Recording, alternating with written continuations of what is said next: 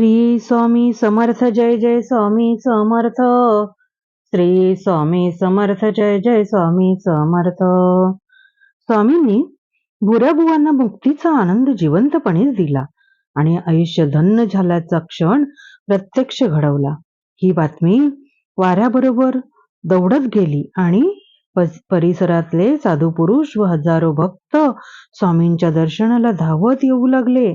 द्वारकेत परब्रह्म स्वामींच्या रूपाने प्रकट झाले आहे याचा आनंद चहूदिशेला पसरला. स्वामी ज्या स्थानावर बसले होते त्या स्थानाला विराट अतिभव्य जत्रेचे स्वरूप आले होते.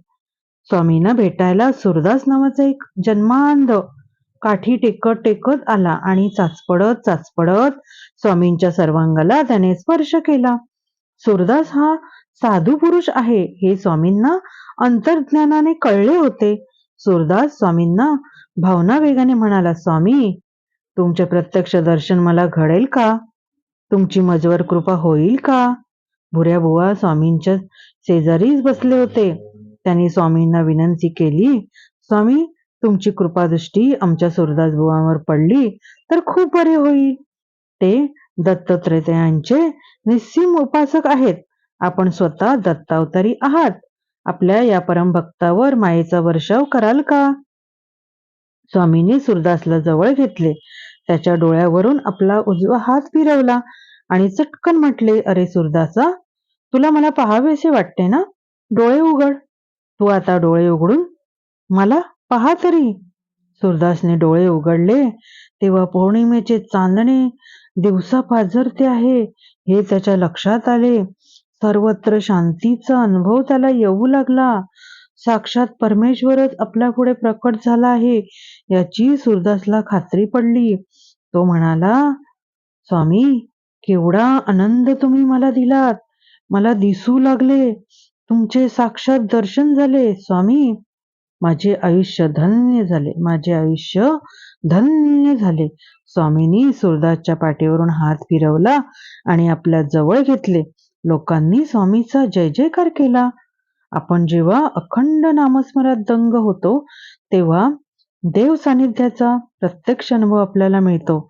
एकदा का परमेश्वराची कृपा अखंड झरा वाहू लागली की मोक्षाची वाट आपण चालू लागतो.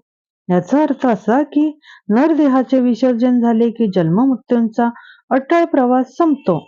स्वामींनी द्वारकेत चमत्कार केला की भुऱ्याभुवांना जिवंतपणेच तो मोक्ष आनंद दिला. मानवी आयुष्यातली ही पहिली घटना. स्वामींच्या अखंड कृपा प्रसादामुळे भुऱ्याभुवांना आयुष्यात घडली.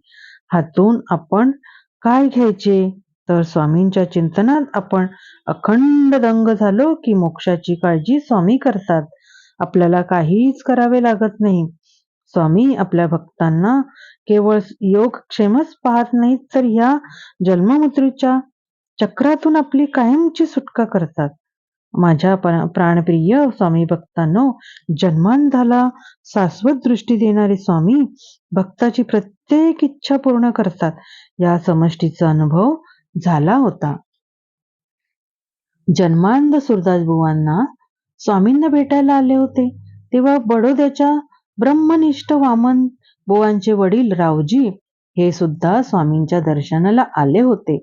त्यांचा भक्त स्वामींना कृपावसात हवा होता. सुरदास बुवांना स्वामींनी दृष्टी दिली तशी रावजींवर स्वामींची कृपादृष्टी फिरवावी असे भुऱ्याबुवांना वाटत होते. भुऱ्याबुवा स्वामींना म्हणाले, स्वामी, हे रावजी तुमच्या दर्शनाला आले आहेत. स्वामींनी भुऱ्याबुवांकडे पाहत म्हटले, अरे, मी रावजीला चांगलंच ओळखतो. मी याला 2दा दर्शन दिले आहे. काही शतके उलटली त्याला. काही जन्मांपूर्वी हा रावजी तेव्हा काशी क्षत्री राहत होता. तेव्हा त्याच्या आईची म्हणजेच रखुमाईची तो आणि त्याची पत्नी अहिल्या खूप काळजी घ्यायचे. त्याची आई आजारी पडली. त्यांना तिची काळजी होती. त्यावेळी त्यांच्या घरी मी गेलो होतो. त्याच्या दुखणेकरी आईला मी हाताने धरून उठवले. तिला मी बरी केली. केवळ स्पर्श केल्यावर त्याची दुखणेकरी आई उठून बसली. रावजी, तुला आठवते का? आम्ही तुला भेटण्याच्या काही दिवस अगोदर तुझी लाडकी कन्या काशी हिचा मृत्यू झाला होता. स्वामींनी एवढे फक्त म्हटले आणि रावजीच्या माथ्यावर हात ठेवला. मात्र रावजीच्या गतस्मृती एकदम जाग्या झाल्या. त्याला स्वामी जे जे म्हणाले ते ते सारे आठवू लागले. ही घटना स्वामी जेव्हा नृसिंह सरस्वती अवतारात प्रकट झाले होते तेव्हाची होती. स्वामींच्या कृपेने आपली आई बरी झाली होती हे आठवून रावजींच्या डोळ्यातून अश्रू वाहू लागले. तो स्वामींच्या चरणावर अक्षरशः कोसळला. त्याने स्वामींचे चरण घट्ट पकडले व तो म्हणू लागला, भगवंता, केवढे रे माझे भाग्य! दोनदा तुम्ही मला सगुण साकार होऊन दर्शन दिलेत. स्वामींनी रावजीला जवळ घेतले तेव्हा रावजीला अत्यानंद झाला. प्रत्यक्ष भगवंताने त्यांना जवळ घेतले होते. परमेश्वराचा भक्त हा प्रत्येक जन्मात त्याच्या भक्तीत रममाण झालेला असतो. परमेश्वराची भक्ती करता यावी, त्याची पूजा करता यावी, त्याच्या स्मरणात दंग होता यावे, त्याला कुठल्या ना कुठल्या रूपात पाहता यावे म्हणून हा परमभक्त प्रत्येक जन्मात भगवंताकडे एकच मागणे मागत असतो, भगवंता, मला मोक्ष नको, मला तू पुन्हा पुन्हा नरदेहात जन्म दे, म्हणजे मला तुझी आठवण करता येईल, तुला डोळे भरून पाहता येईल, तुझ्याशी मला संवाद साधता येईल, तुझ्या नामस्मरणात गर्क होता येईल. रावजीने गेले अनेक जन्म स्वामींची पूजा केली होती. तो श्री दत्तात्रेयांचा परम भक्त होता आणि हे स्वामींना ठाऊक होते. म्हणून तर रावजीला पाहिल्यावर स्वामींनी रावजीला हाक मारली, त्याला जवळ बोलवले, शेजारी बसवले.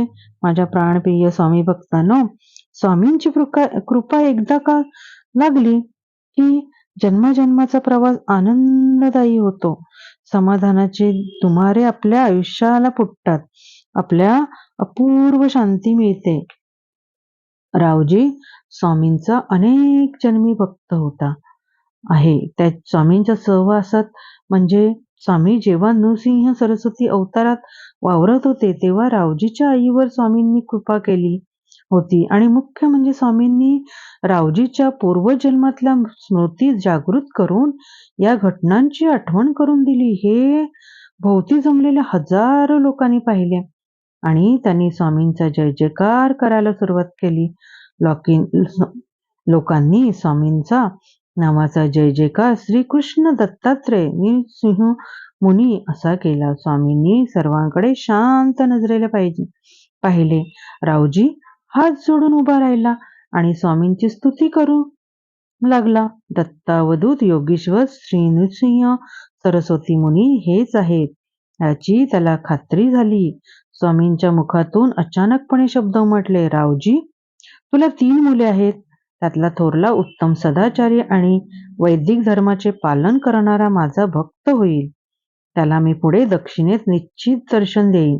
तुझा दुसरा मुलगा अतिशय नम्र वृत्तीचा थोर शिवभक्त होईल. सर्वांवर प्रेम करेल.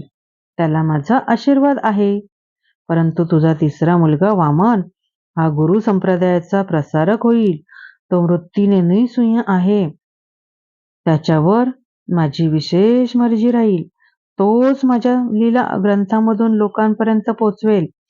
तो मोठा कवी आणि मुख्य म्हणजे माझा परम भक्त होईल. रावजी, तू भाग्यवान आहेस. तुला 3 मुले, 3 मुखे आणि त्यांचे 6 हात जगाचा उद्धार करतील असे माझे तुला आशीर्वाद आहेत. स्वामी बोलता बोलता रावजी पुढे एकमुखी दत्ताच्या रूपात उभे राहिले. स्वामींच्या पायाशी रावजीने अक्षरशः लोळण घेतली. लोक पाहतच राहिले. प्रत्यक्ष परम ब्रह्माला अनुभवण्याचे भाग्य लोकांना त्या क्षणी मिळाले ते केवळ रावजीमुळेच. परमेश्वराचे सगुण साकार दर्शन घडण्यासाठी भक्ताच्या कुंडलीत भाग्योदय उमटावा लागतो. असे भक्त परमेश्वराची निस्सीम भक्ती करतात, नित्यपूजे करतात, परंतु दर्शनयोग त्यांच्या बाळी लिहिलेला नसतो. रावजी हा फार मोठा भाग्यवान भक्त. त्याला स्वामींनी त्याच्या अनेक जन्मात दर्शन दिले होते. त्याच्या प्रत्येक अडचणीच्या वेळी धावून गेले होते. त्याला पाठीशी घातले होते, धीर दिला होता. स्वामींनी त्याच्या पूर्वस्मृती जागृत केल्या म्हणून त्याला आपल्या अल्पायुषी ठरलेल्या काशीचीही आठवण झाली होती. छोटी काशी सुद्धा स्वामींची भक्त होती. हे जग सोडून जाताना तिच्या तोंडी एकच मंत्र होता, दिगंबरा दिगंबरा श्रीपाद वल्लभ दिगंबरा.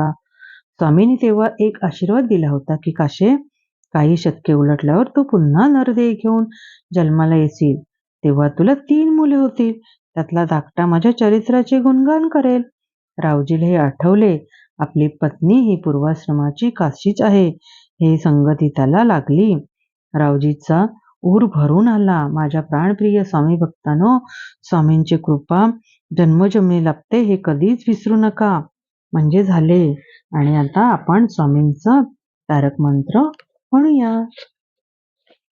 निशंक होई रे मना, निर्भय होई रे मना, प्रचंड स्वामीबळ पाठीसी नित्य आहे रे मना.